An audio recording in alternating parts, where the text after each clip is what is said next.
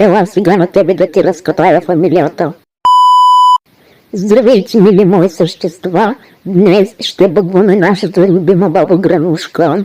Сега ще я изчакаме. Тя това път бързо дойде, бе.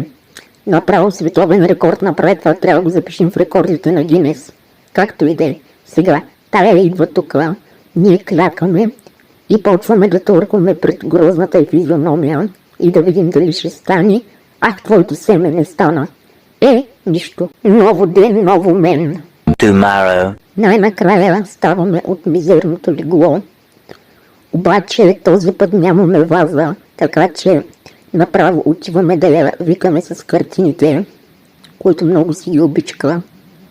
И тя, разбира се, сега няма да дойде, защото вече знае, че и кроим план. Тя винаги така прави. И сега тук трябва да вися 5 часа като супол, докато се свети да дойде.